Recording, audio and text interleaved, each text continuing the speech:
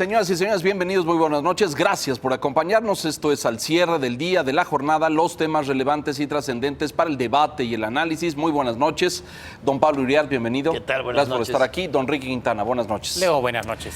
Inicio de campañas formalmente, según calendario electoral, el pasado viernes, Viernes Santo.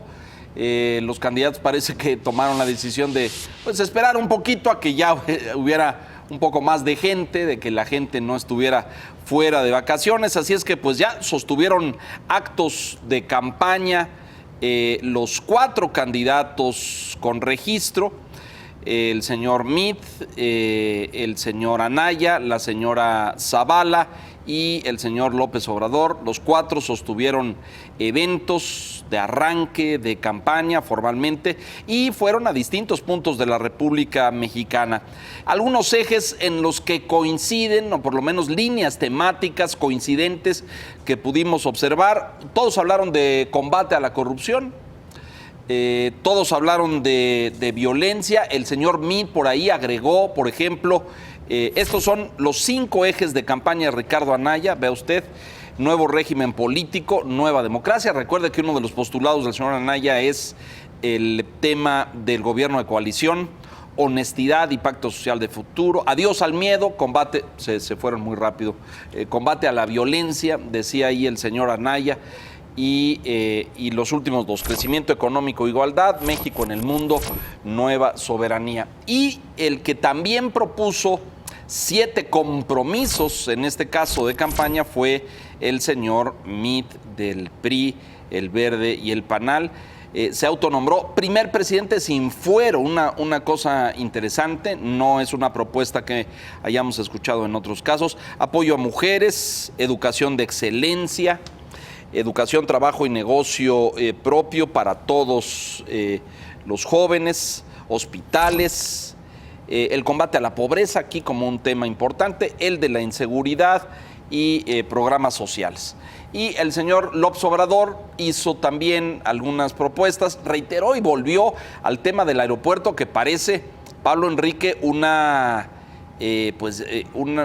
tema obligado en su campaña, cuando hacía semanas había aceptado sentarse a dialogar con empresarios y a hacer un diagnóstico del proyecto. Hoy pues vuelve nuevamente a la negativa total y a decir que se va a cancelar el proyecto. Y dijo, hubo una propuesta de debate del señor Meade para hablar de patrimonio, de los patrimonios del señor Anaya y del señor López Obrador. Ambos rechazaron. Anaya dijo, yo no voy a debatir con el que va en tercero, y López Obrador dijo, yo no me voy a enganchar en debates, paz y amor. Parece que inicia muy profético, muy mesurado. Sus balances sobre este arranque de campañas, Pablo Enrique. Para ordenar un poco, me iría por el primero, por López Obrador. Correcto. Que es el que va adelante en las encuestas. Creo que mostró músculo en un lugar donde no tenía fuerza, que es Ciudad Juárez. Correcto. Me pareció que ese fue el mensaje más importante, el mensaje político interno. Ahora, dijo un par de cosas que hay que llamar la atención. Por un lado, le dice a Meade, le dice a Donald Trump, México no va a ser piñata de los Estados Unidos, pero por otra parte, le dice lo que Donald Trump piensa exactamente como él en materia de apertura comercial. Le dice que el Tratado de Libre Comercio, sin desmerecer que ha tenido algunos beneficios, ha sido altamente perjudicial para México.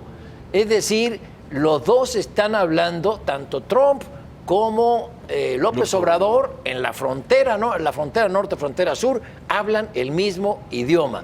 Y segundo, dijo algo que me llamó mucho la atención, es que nadie que tenga un antecedente de enriquecimiento ilícito va a formar parte de su equipo. Bueno, entonces me pregunto, ¿cómo es que puso a Napoleón Gómez Urrutia como uno de los privilegiados en el tercer o cuarto lugar de la lista para senadores. Y así otros especímenes más, como el señor de Tláhuac, etcétera. Y otros, sí, claro. Todos los partidos tienen especímenes, pero yo no había visto a alguien que se dé tanto golpe de pecho contra la corrupción y decirlo abiertamente en este arranque de campaña como el señor López Obrador. Y luego incluirlos en su grupo, ¿no? Lo positivo, para terminar con esta evaluación personal, es que en materia económica sí se retrata tal cual es. O sea, dice lo que quiere. Al fin es franco. El Tratado de Libre Comercio altamente perjudicial, el aeropuerto para abajo y, como ha reiterado en estos días, la reforma energética es también materia discutida. Adiós. Me parece que estamos viendo un López Obrador más sincero a medida que se afianza en el primer lugar de las encuestas. Andrés Manuel. Algo interesante es la ruta de los primeros días de campaña. Empezó en Chihuahua, en Juárez, luego se pasa a Nuevo León, va a estar en Tamaulipas, va a estar en Coahuila y luego... Primero el norte, digamos, ¿no? Pero luego va a estar en Jalisco y Guanajuato. Entonces, pareciera que eligió los estados donde Morena tiene menos presencia, donde Morena muy probablemente esté en tercero o en cuarto lugar. Y con todo abre diciendo en Monterrey que están en primer lugar en Nuevo León, lo cual, pues es... Pero obviamente, todo mundo dice que son eso, los ganadores, claro. Pero es interesante porque quiere decir que está gastando las primeras baterías, los primeros elementos de artillería, en donde sabe que tiene desventaja y donde el objetivo en estos días de gira es, en estas entidades, simplemente sentar las bases para sumar votos, para quedar en el tercero lugar o el segundo, si se pudiera, pero más bien en el tercer lugar, pero no tan abajo. Y creo que es una estrategia que no está mal. Se va a reservar muy probablemente para la última parte de la campaña quizás una segunda visita y obviamente todo el centro y sur de la República donde tiene presencia. López Obrador también, me parece, tiene este doble discurso. Hoy ya dijo que está esperando la llamada de Juan Pablo Castañón, que él está dispuesto a sentarse a platicar sobre el aeropuerto y que si lo convencen de que es mejor que el aeropuerto se haga donde está, que él no tiene problema, que cambia su posición. Pero dice, pues no me han llamado, yo propuse esto y estoy esperando la llamada y todavía no me convocan. Más vale que se apuren, dice. Entonces es un lenguaje interesante, cuidadoso, filoso, porque va a aprovechar la rendija que se abrió para poder decir, bueno, pues yo estoy dispuesto a platicar, ¿por qué no platican conmigo, con mi equipo? Esto respecto al aeropuerto. Y algo que me parece también quizás ya diferencia un poco a Trump de López Obrador es que hoy Trump dijo que quiere el tratado ya. Y se puso acelerarlo, ¿no? Puso hasta fecha, el 13 y 14 de abril, es decir, en 11 días, que se anuncie la conclusión de las negociaciones, el acuerdo en lo básico. Y yo creo que Trump tiene en mente justo a quien está aquí atrás de nosotros en la pantalla, a López Obrador, porque él ha dicho que si no está el tratado negociado, hay varios temas que él quisiera revisar, especialmente el asunto migratorio. Entonces, me parece que se está perfilando en Estados Unidos una visión en la cual si López Obrador gana la elección y si tiene un porcentaje alto en el Congreso, eventualmente el tratado se va. El tratado va. Entonces, eso también creo que ha motivado un cambio de actitud del gobierno norteamericano, pero en función de la presencia que tiene López Obrador en las encuestas, es decir, y de este arranque. ¿Piensas tú que este golpeteo de las últimas 24, 36 horas de Donald Trump en el sentido de el muro y el tratado y la migración están conectados en algún sentido con la campaña? Sí, claro. en México? Yo creo que una evaluación estratégica del gobierno norteamericano es que puede haber problemas al sur de su frontera Si triunfa. si triunfa López Obrador. Entonces, señores, apúrenle. Y este golpeteo es una presión tanto para que México y Canadá aceleren el paso y se pueda llegar a ese 13 o 14 de abril, donde los tres presidentes van a coincidir en Lima, La cumbre en la de las Cumbre de Américas. las Américas, para anunciar. Seguirán los equipos técnicos negociando, pero lo esencial ya está ¿Tu acordado. visión de esto, Pablo? Creo que en el discurso son coincidentes plenamente López Obrador y Donald Trump en materia de Tratado de Libre Comercio.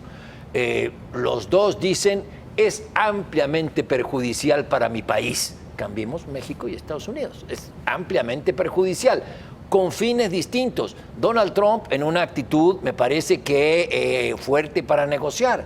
Y López Obrador es porque es un hombre que cree en la economía cerrada. Nos ha dicho muchas veces, vamos a consumir lo que producimos. Sí.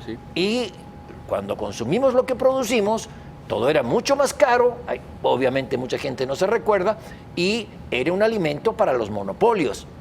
Al abrir la frontera, al abrir la competencia, se acaba el monopolio y bajan los precios. Vean, una pechuga de pollo te cuesta 50 pesos y comen 4 personas. Eso no existía en México antes, la gente casi no comía pollo.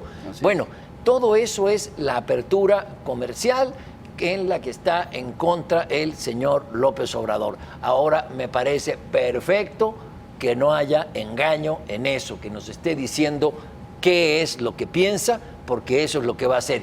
Y adiós al canto de las sirenas que manda el señor Romo o algún otro asesor.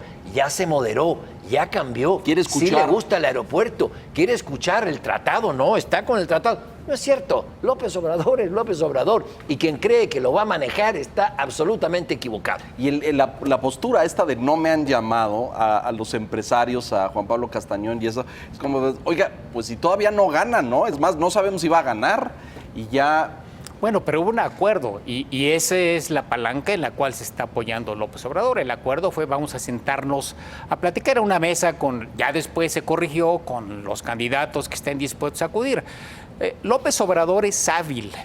Uno puede criticarle muchas cosas, pero es un tipo que tiene una gran intuición política y creo que estos primeros días de campaña los ha aprovechado bien en esta presencia en el norte de la República y intentando fijar agenda, y que es algo que le sale muy bien y creo que en buena medida lo ha conseguido. Pero ¿no les parece de un cinismo impresionante decir que no habrá en mi equipo nadie con antecedentes de enriquecimiento ilícito? Y además es una contradicción pavorosa cuando está el señor Napoleón ahí, ¿no? El señor Napoleón, está Néstor Salgado y muchos otros que están ahí que han vivido de la nada o han vivido del cuento, que no han declarado impuestos, etcétera, y que han gozado de una riqueza impresionante y que pueden vivir en distintas partes del mundo sin tener un ingreso fijo, más que en algún momento haber servido en el sector público. Yo creo que eso no se lo podemos dejar pasar diciendo, pues es Andrés Manuel. No, el señor está mintiendo, y el señor está mintiendo con algo grave. Por eso rehusó también la propuesta, el reto del debate sobre su patrimonio que le hizo José Antonio Meade. ¿Les parece si pasamos a Ricardo Anaya, que es el candidato del Frente que integran el PRD, el Partido Acción Nacional y Movimiento Ciudadano? Ricardo Anaya tuvo también varios eventos a lo largo del fin de semana. Reaccionó en contra del debate, también dijo que él no estaba interesado en debatir sobre el tema, pues no, supongo que no, el tema de su patrimonio no es algo que él quiera abordar. Tu balance de este arranque, Pablo. Mira, creo que fue el más gris de los 4 candidatos presidenciales. Tuvo un acto protocolario al inicio, el Viernes Santo a la medianoche, los primeros minutos del Viernes Santo en Santa Fe. Y después se fue a iniciar la campaña el domingo a San Juan de los Lagos, allá en Jalisco. No lo siguieron ni los perros. O sea, de acuerdo con la crónica que nos mandó Susana Guzmán del Financiero, juntó en total a menos de 1,000 personas. Es cierto, no tuvo un evento masivo, pero un candidato presidencial que no junta en San Juan de los Lagos que es un territorio absolutamente panista. Sí, total. A menos de 1,000 personas, Ahí están me parece indicativo de que está cosechando lo que sembró. En Jalisco la gente está enojada con Anaya, la gente panista, porque Anaya tiene un candidato a gobernador distinto al de su partido, que es el señor Enrique Alfaro. Después se fue a Celaya. Ahí sí tuvo un éxito grande. Territorio azul, ¿no? Se llenó el estadio de Celaya, el gobernador se lo llenó, obviamente, pero no recuerdo una sola propuesta firme de Anaya, ni en San Juan de los Lagos, ni en Celaya. Lo que tú narrabas al principio del programa, sus ejes los planteó hoy. Sí, hasta el día de hoy. Pero su arranque de campaña me parece que fue gris y bastante empequeñecedor para una alianza tan poderosa como la de él. Esta es justamente los 5 ejes que presentó el día de hoy, Enrique. Tiene un mérito que me parece le va a redituar al paso de los días. Se pirateó el estilo López Obrador, entonces va a tener conferencias mañaneras. Matutinas, sí. No matutinas, mañaneras, no es de las 9, 10 de la mañana, es a las 7 de la mañana todos los días. ¿Con qué propósito? A las 7 de la mañana están los programas noticiosos de televisión y radio. Entonces, así como López Obrador en aquellas épocas, cuando era jefe de gobierno, establecía agendas del día, obligaba a la cobertura.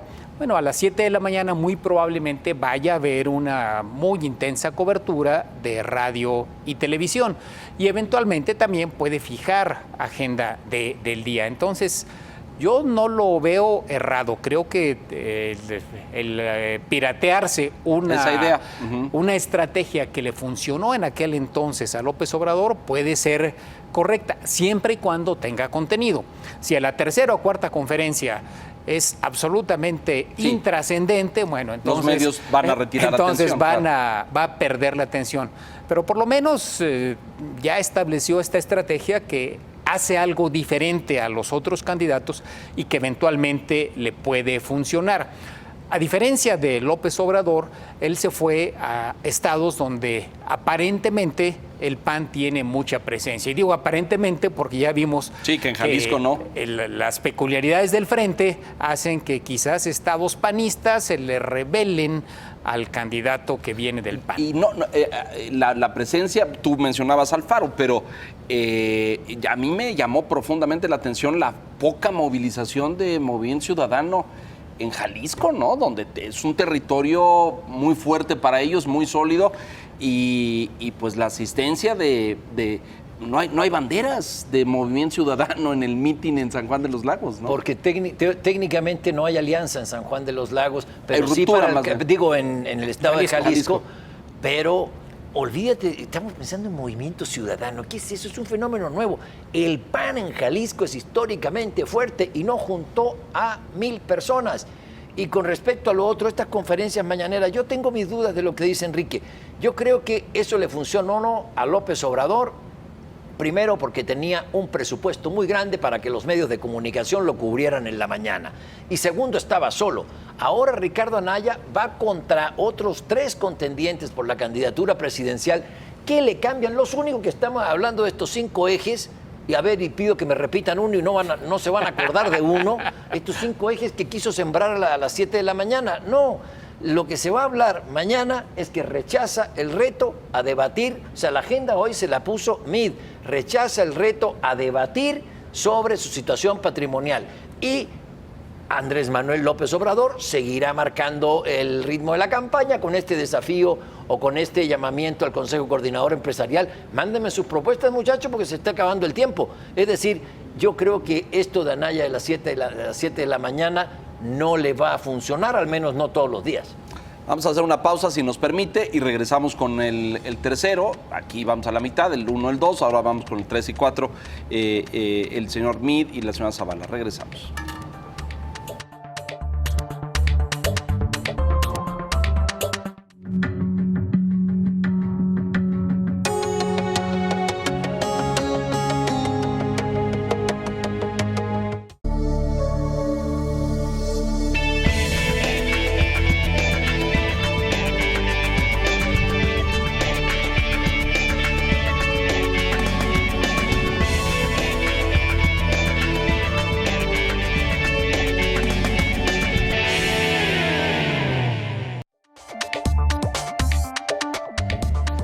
José Antonio Meade arrancó campaña también, el candidato del PRI, del Verde y del PANAL, tuvo su arranque formal y planteó él 7 compromisos, ya los presentábamos hace un momento, en un acto, pues sí, estos sí, de hecho fueron varios, pero uno a puerta cerrada y otro abierta, pero al estilo priista, muy ordenados, con mucha movilización. Enrique.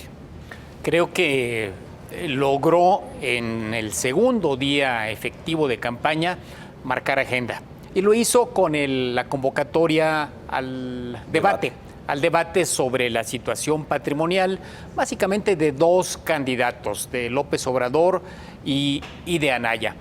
Y esa va a ser una de las tonalidades de la campaña. ¿Por qué? Porque es donde claramente Meade tiene una ventaja respecto a los otros 2 candidatos.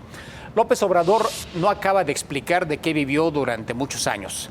No acaba de explicar cómo es que no teniendo ni tarjeta de crédito ni cuenta de cheques, hace todo lo que hace.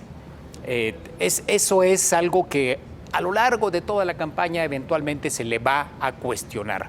Y en el caso de Ricardo Anaya está el tema también que le va a aparecer una y otra vez de las propiedades y de la venta de la bodega, en fin, toda aquella historia que sigue flotando como una de las grandes amenazas sobre la imagen de Ricardo Anaya.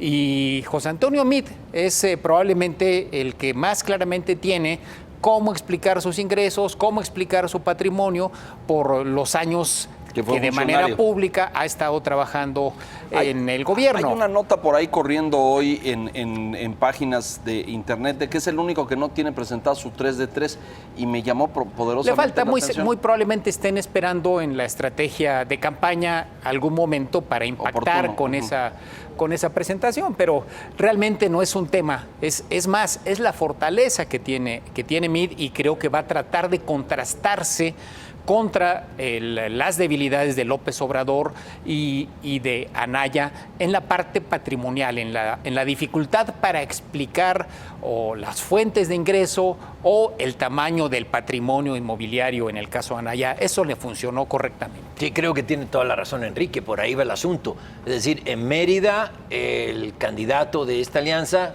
José Antonio Meade, presenta 7 propuestas centrales, que está bien, más hospitales, es más salud, educación. En lugar de 25,000, 100,000 escuelas al 100, digo, muy Meade. Es decir, muy sensato y muy cumplible. No se excede 1 milímetro de lo que él va a poder hacer en caso de ganar. Pero lo que está esperando la opinión pública para voltear la atención son revulsivos. Y esto sí es un revulsivo. Es decir, a ver, señores, ustedes han pasado hablando de corrupción, nos acusan a todos. Vamos a ver cuánto tienes tú, cuánto tengo yo y cuánto tiene Margarita. Yo creo que Margarita Zavala y José Antonio Meade son los únicos que pueden explicar lo que tienen. Los otros 2 tienen problemas, como decía Enrique. O sea, por las razones que gustes y mandes, el señor Anaya le vendió a un chofer en 54 millones de pesos que venían de las islas de no sé dónde, de paraísos fiscales. De Gibraltar. 54 millones, de ahí venía el fondeo. Es decir, no puede explicar eso. Esa es la razón por la que no va al debate. Y López Obrador, también por lo que decía Enrique, pues porque no puede decir de qué ha vivido. Es decir, estos señores que hablan día y noche, despotrican contra la corrupción, que desde luego existe, pero ellos deberían poner el ejemplo y Meade le está diciendo, ahí está su fortaleza, pues no hablemos de nosotros. Nosotros cualquiera de nosotros 4 va a encabezar el país por los próximos 6 años, esperemos que nada más 6. Bueno, vamos a explicar lo que tenemos y vamos a decirlo. Y 2 rehuyen. Eso es un gran golpe, me parece, que si lo saben explotar, lo van a exhibir porque no es un asunto de precandidatos, son los candidatos a la presidencia de la República y tenemos derecho a saber qué tienen y cómo lo han hecho. Calculo que seguirá haciendo uso de este recurso a lo largo de la campaña porque no prendió, es decir, lo batearon los otros 2 y creo que es lo que van a continuar haciendo a lo largo de la campaña. Pero coincido con, es su fortaleza, es su gran fortaleza. Es un hombre cuyo patrimonio es muy transparente, no el caso de los otros. Ahora, en términos de la ubicación geográfica es interesante. Estuvo el domingo en Yucatán y brincó el lunes hasta Sonora. ¿Por qué razón? Yucatán, de las entidades donde se disputan gobernaturas, es quizás la única que eventualmente pueda ganar el PRI. Eso quién sabe, pero está peleando.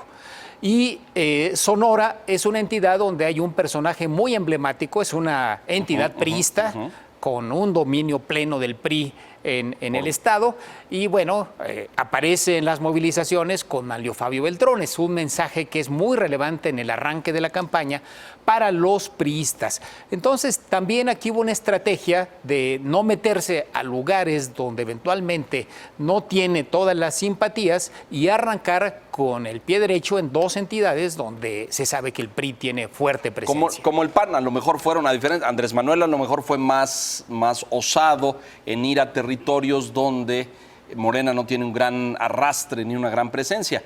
El PRI y el PAN fueron a territorios propios, ¿no es cierto? No quiero que se nos acabe el tiempo antes de hablar de Margarita Zavala, candidata independiente que también tuvo su arranque de campaña y que presentó una impugnación por el tema de los spots. Seguramente vieron, porque cuando uno ve la comparación sí es enorme, pero bueno, pues así está en la ley. A Margarita le tocan como 24 o 25 spots al día, mientras que a los candidatos de las alianzas casi les tocan 2,000 diarios y a la candidata independiente le tocan 23. Pero bueno, fue y presentó la impugnación. El tema de las firmas y la candidatura de Margarita quedó totalmente subsanado, ¿piensan ustedes?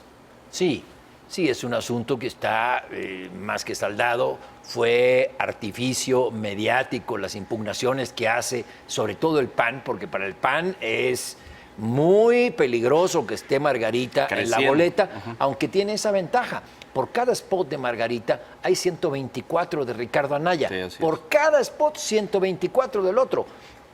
Es una diferencia abismal. Y en la posibilidad de recaudar fondos, Margarita Zavala tiene la posibilidad de recaudar nada más 40 millones de pesos contra 400 y tanto que tienen los candidatos formales. Ahora bien, es muy significativo que haya llegado a la boleta, que haya vencido todos los obstáculos y que haya arrancado en Ecatepec, que es la nueva capital del feminicidio en México. Me parece que la construcción de la candidata independiente, la imagen de la candidata independiente marginada y que a pesar de ello está en la boleta, puede ser una de las fortalezas de Margarita, más allá de no tener spots, más allá de no tener suficiente dinero. Esto le puede permitir tener más puntos de los que pareciera en primera instancia que puede conseguir. Vamos a ver, vamos a verlo. Esto está arrancando, son 90 días y vamos a ver cómo se mueven las cosas durante 90 días. Pablo, gracias, buenas noches. Gracias. Enrique, muy buenas noches. Buenas noches. Gracias a usted por la gentileza de su atención. No se despegue aquí en el Financiero Bloomberg, urna tras otra a continuación. Buenas noches.